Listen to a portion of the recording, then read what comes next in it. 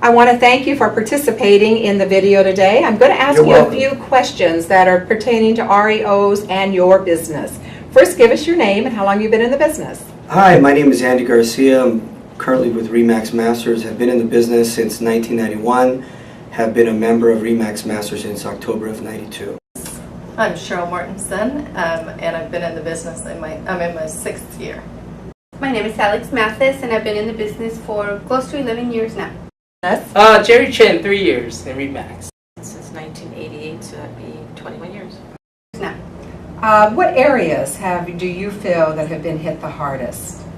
you know, the San Gabriel Valley has been very stable as far as I'm concerned, but along the edges bordering San Bernardino, which is where I work, that has been hurt. Pomona, Ontario, Rancho Cucamonga, which are some of the more local areas. San Bernardino County can really get a great buy for your clients just because of all the REOs and short sales that are out in that direction. Certain areas have really been hit hard. Take, for example, City of Fontana, City of Moreno Valley. They have a very high percentage of foreclosure rates and REO rates in those cities. The hardest, the Inland Empire. Second hardest would be our area here locally, San Gabriel Valley. How do you think that the rise in REOs have impacted the cities and communities? I think it impacted our cities. There's less sales tax now, and obviously there's more vacancies as well. So those cities have been devastated. I mean, their local economies have, the local governments have been shortened, as far as their tax revenues, their local property tax revenues. So, a lot of those areas have been really impacted by this whole REO boom we're having right now. Yeah. All the way around, from the vacant properties depressing the value around them immediately, from exactly the cities not being able to have their taxes collected annually, utility companies, etc., just a whole rolling ball all the way down. Describe your clients. Are they buyers? Are they sellers? Are they investors? For me, most of my clients that are purchasing REOs are first-time buyers. a lot of first-time buyers. That's definitely right now something that is out there because for the first time in a long time they're able to qualify, and so they all came out in force. Mostly first-time buyers trying to take advantage of the tax credit that the Obama stimulus package has in place currently. First-time buyers, a lot of investors, a lot of Asian buyers, just everywhere across the spectrum. How many offers has it taken to get one offer accepted? It's just been very, very, very frustrating. There are times when I write 15, 20, 25 offers for one buyer. If you have a client that wants to buy a property that's $70, $80, $90, $100, $120,000, not only do you have a surplus of other buyers that are trying to purchase a property, but you also have a whole different group of investors that are cash buyers, and you're competing with those people. And the lower you go in price, you tend to find out that sometimes you're competing against 25, 30, 40, 50 offers. It seems that on the REOs, the FHA buyers are having the hardest time. The last two REOs that I closed were conventional loans. One was a CalSTR, one was over 20% down, and so I think that was a contributing factor in why we were able to get it accepted, the offer. But it's always anywhere from 20, I've had up to 50. On REOs, probably anywhere from 5 to 10, and then of course we have our short sales behind them also, which is probably another 10 to 15.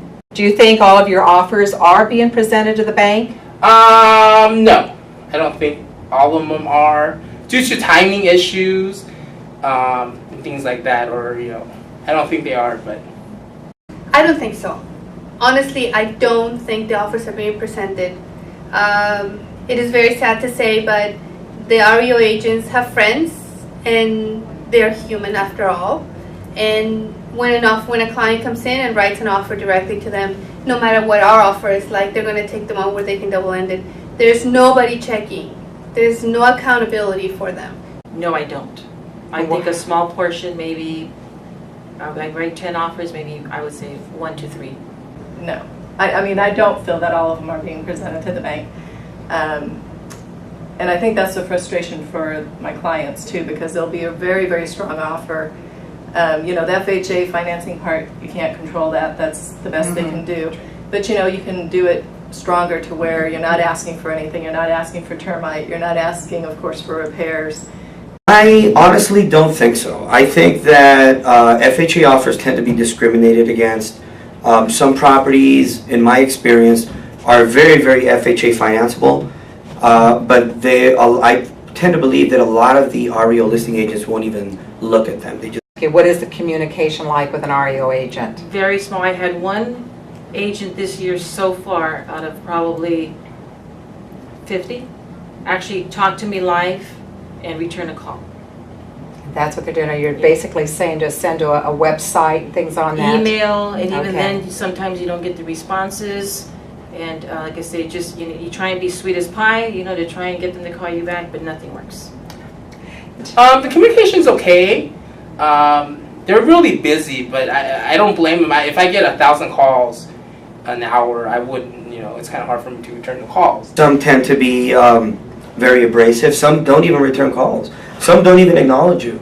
Some agents basically have, a sales team that is very rude and never return phone calls. You basically have to be on top of them to get, at least an email response or a text message. Then again, there are a few who have very, very professional operations. Is there a good side of the market for you as an agent or a consumer? Yes, I would say yes.